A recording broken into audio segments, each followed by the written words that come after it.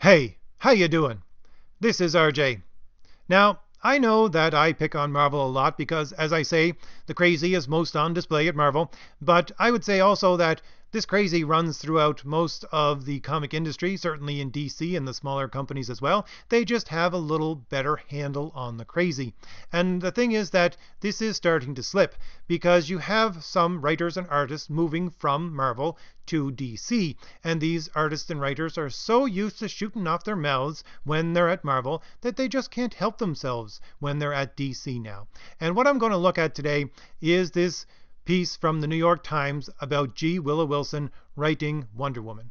Now, first off, you got to ask yourself the question, what in the world is the New York Times doing writing a piece about a writer who is writing a comic book? Why in the world are they doing that? Well, first off, if you know anything about modern New York Times, well, people start to call it the New York Slimes because that's the level of integrity that they have there now. And it's a leftist leaning paper. And the thing is that that's why they're doing this piece, because on the progressive stack, G. Willow Wilson is fairly high up there. And that's pretty much the only reason why they are doing this article on her. So I'm going to go over some of this article. I'll put the link in the description for this article if you want to read the whole thing. It's not very long. And I'm only going to go over a couple of paragraphs, but I'm going to read them first because give you an overview and then talk about it. And it's about 1/3 of the entire thing. So as I said, it's not very long. But it talks a lot about what G. Willow Wilson thinks her job is as a writer and what she thinks her audience is. I think that's the core of what I want to focus on for what this article says, because it starts off with her talking about the fact that she's writing Wonder Woman in a political way. That's her intention. Okay, she's going to make her entire story arc about justice. Now, you can see this not ending well right off the bat. You have someone who is a social justice warrior talking about she wants to define what justice is in her comic story. Because what she's going to do is she's going to bring Ares into the story and she's going to ask the question, what is a just war? Because she wants to ask the question, what is justice? So this is her entire story arc. This is the central theme of her entire story arc. And as I said, I don't think this is going to end well at all. And she's doing it in a way that most of these social justice warrior writers actually do. You know, it starts off pretty simple, just to get people drawn in there, and then after a couple issues, the shoe is going to drop. And I can see this happening again with this story that she's writing. But as I said, I want to concentrate more on what she thinks her job is as a writer and who her audience is in her mind. So I'm going to read this. The question that is asked to her is, does writing comics in this political moment feel significant to you? And she answers, obviously, we are in an extremely contentious political climate right now, and everything in pop culture feels quite fraught in a way that it didn't when I was first breaking into comics. I think any responsible artist in this particular climate has to take those things into consideration and know in a clear-headed way what they believe, what the characters stand for, and how best that character can serve the audience in this time. And not use the art form as a kind of political bludgeon, but also not to be naive and pretend that these aren't issues that are affecting people's lives in a very real way, and that they aren't looking to their heroes to make a stand.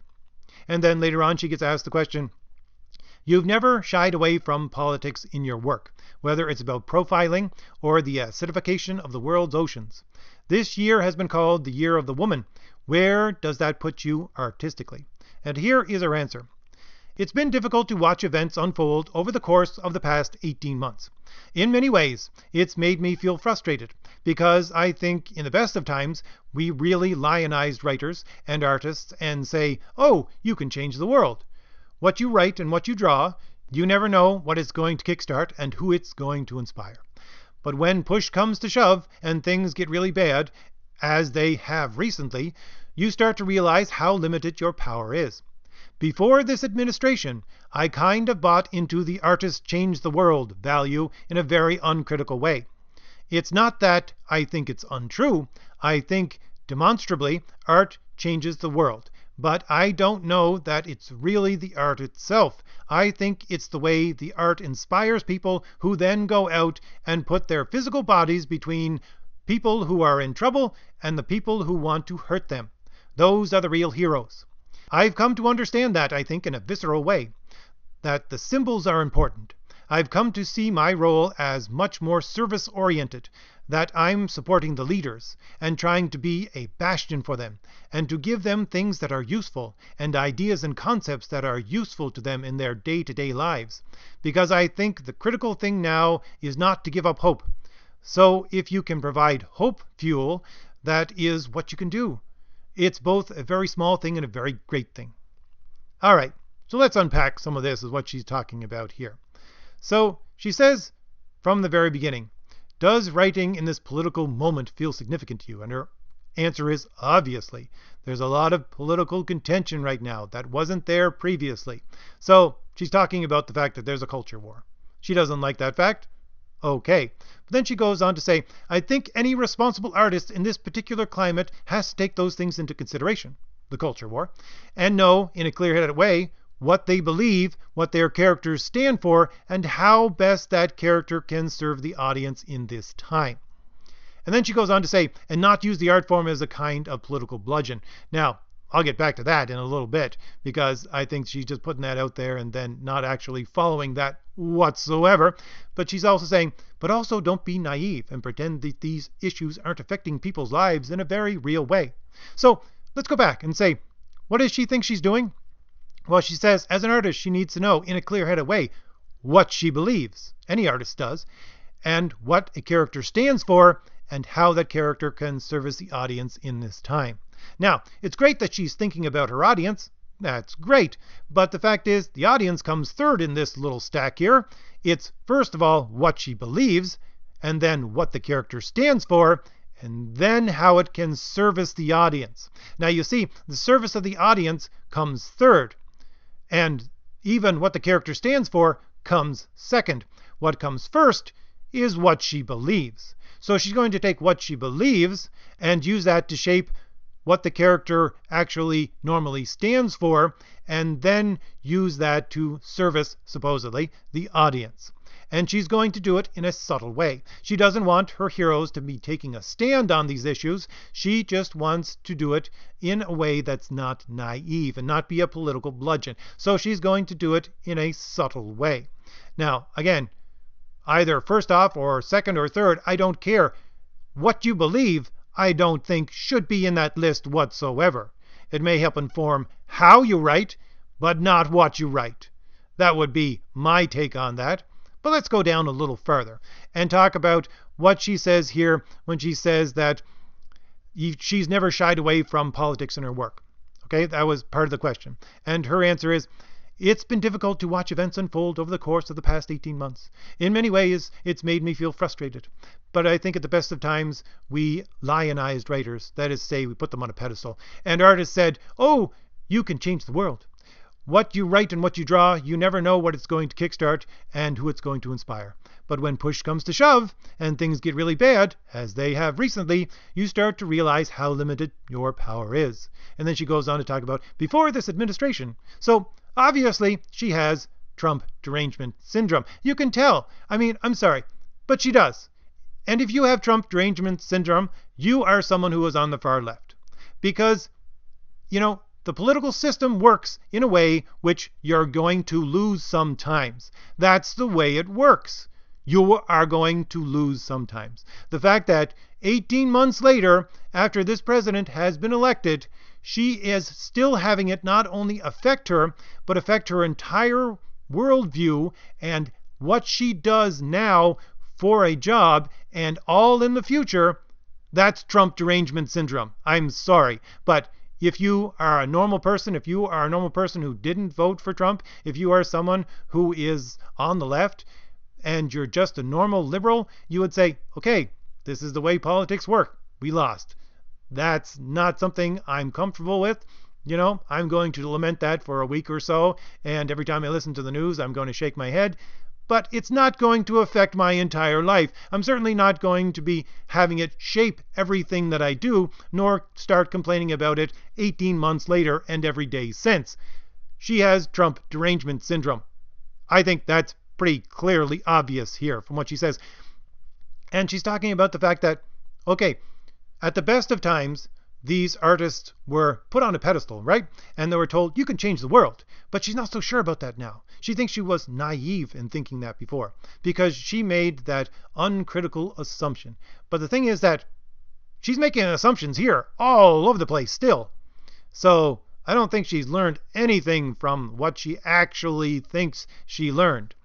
But she thought that, writers were there to change the world, and that they could kickstart things and get things rolling. But of course, her assumption that she now laments was the fact that they just assumed that everything was going to be progressive all the time. In their words, progressive, not in my words. So that as long as things progressed and everything was just always going to keep on being more and more progressive, that they were just going to put their ideas out there and just be part of this progression, this progress. That's what she thought writers were supposed to be there for. But then she has seen that, you realize that your power is limited. Now, that's significant if you ask me, because of course you have these far leftists, everything comes down to power. Everything just comes down to power. She says, you start to realize how limited your power is. It's all about power. All about power. So she goes on to say, before this administration, I kind of bought into the artist changed the world value in a very uncritical way. It's not that I think that's untrue. I think demonstrably art changes the world. But I don't know that it's really the art itself. I think it's a way that the art inspires people who then go out and put their physical bodies between people who are in trouble and the people who want to hurt them. Those are the real heroes. Now, this last statement here is just her putting herself on the far left. You can see it if you know this language. Okay, so she's talking about people who put themselves in harm's way to help those who are going to be hurt. Now, you notice that she talks about heroes, and she doesn't include people like, we'll say, firefighters or paramedics as heroes. No, it's people who put themselves in harm's way. Now, for you and me and a normal person, I would say, when you first say person who puts themselves in harm's way, that would be a cop or maybe a soldier or someone like that, right? But she doesn't say cop or soldier. She, I would say, deliberately doesn't say cop or soldier. She seems to be picking her words very clearly when she is talking here. She is showing herself to be a writer in using highfalutin words and choosing them very strictly. And she doesn't say cop or soldier. She says people who put their physical bodies between people who are in trouble and the people who want to hurt them. Now, here again is your identitarian politics. Here is your emancipatory politics, which is basically just cultural Marxism. Okay, these far leftists, as I have said before, they just whittle everything down to their worldview that there are only two kinds of people in the world, those who are oppressed and the oppressors. That's all you got in the world, and your entire worldview needs to be based on that. Everything. And everything that everyone else thinks as well needs to be based on that. Okay, because here's what she says. People who put their physical bodies between people who are in trouble and people who want to hurt them. So you have your oppressed and your oppressors. And the real heroes are the people who stand between those two groups. You see? So this is her declaring herself right here to be a far leftist in a very subtle way. Because I'm sorry, if you believe in identity politics, you are a far leftist. It has nothing to do with reason. It has nothing to do with logic. It has nothing to do with reality. It's just a political ideology talking point that really has nothing to do with anything except for being a far leftist ideologue. So she goes on to say, I've come to understand that, I think, in a visceral way. That is to say, here you are. This has become second nature to her. Everything she looks at is viewed through this lens of the people who are oppressed and oppressor. Again, far leftist. That the symbols are important. Here we get into the hub of this entire argument that she's making. The symbols are important. So the symbols that are in comic books, our comic book heroes, the symbols are important. I've come to see my role as much more service-oriented, that I'm supporting the leaders and trying to be a bastion for them. That is to say, she's trying to be a stronghold for them. And give them things that are useful and ideas and concepts that are useful to them in their day-to-day lives. Because I think the critical thing now is not to give up hope. So if you can provide hope fuel, that's what you can do. Okay, here's what she's saying in this. Symbols are important. What does she think her job is? Well, she's come to see her role as service-oriented. And who is she servicing? Even though she said up top that she's talking about how best the characters can serve the audience in this time. Now, notice she said how best the characters can serve the audience in this time. Not how best she as a writer can serve the audience in this time. How best the characters can serve the audience in this time. She thinks her actual job is to be service-oriented. Towards who? That I'm supporting the leaders, she says. The leaders of what? Well, of course, far leftist movements, like the people who put themselves in harm's way between the oppressed and the oppressor, as she said just a couple of sentences ago. She is saying that she needs to support the leaders of these movements. And she needs to be a stronghold for them, and have comics be a stronghold for them, so that she can give them useful ideas and concepts that they can use, and so provide hope fuel for them. So what does she see comic books actually as being? Because she sees herself as service-oriented towards the leaders of a political movement, which, if you go a couple of sentences above, is obviously a far leftist political movement. So what she sees the symbols of comics and comics books themselves as being, she is seeing it as the bastion, that is to say, the stronghold for them, which produces a hope fuel, that is to say, provides them with ideas that they can use, and good ideas basically are weapons for them to use. They are fuel for these people to use. They have this stronghold. For her, that's what she thinks comics are. Comics are a stronghold, a leftist stronghold, to provide ideas, to make sure that people don't give up hope, and that they can provide tools for this hashtag resistance. Because I'm sure, I haven't gone through her Twitter very much, but I am sure that she probably hashtag resistance, because of course she has Trump derangement syndrome. So if you look at it that way, which it's very easy to see that that's what she's talking about, you can see that she wants the characters to service the audience. Well, who does she think the audience is? Well, she is assuming that the audience for comics are far leftists. All right, that's what her assumption is, because she wants comic books to be a bastion, that is to say, a stronghold for these leftist leaders, so that she can provide hope fuel from these strongholds for them. She can have them retreat to this place when they need to, and then attack from there, and put themselves in harm's way between the oppressor and the oppressed. So let's go back to the first again. She has to know in a clear-headed way, and so do all the other writers, because she says any responsible artist needs to know what they believe, what their characters stand for, and how best their characters can service the audience in this time. So, this is a time of political upheaval. Therefore, she needs to know, and all the other responsible artists need to know what they believe. And obviously, from the bottom, we know what they believe needs to be far leftist politics. Then, they need to know what the character stands for, and then they have to take what the character stands for, because, as she said, symbols are important. She needs to take what the character stands for, and then mold it with what she believes, so that the characters can service the audience in this time, so that their audience, which she assumes is a far leftist audience and nothing but, provide a bastion of hope and can provide tools and ideas from this stronghold, so that the leaders of their political movement can attack at the time when it is appropriate. At the very least, so that they can not give up hope, because they know this bastion, this stronghold of leftist ideology, which she believes comic books are, is still going to be there and provide them with that hope. This is everything wrong with comic books today. This is everything wrong with comic books today. Right here in this little article.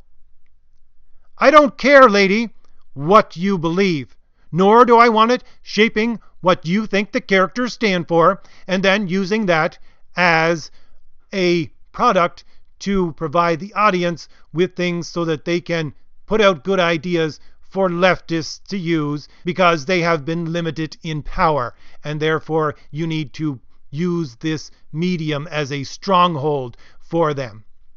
But of course, these people, they don't think that any of us out here who don't agree 100% with them are actually their audience.